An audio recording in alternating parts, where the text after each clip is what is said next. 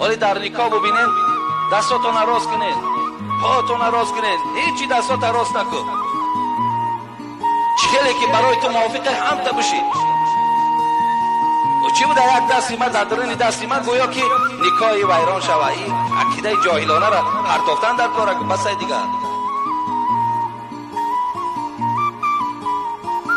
از حساب ترس ما میترسیم خاطر یک کس میبینیم ای فلانی ملال بشود، ملال دنیا و قیامت شود. این چی گفت از این خودش آقای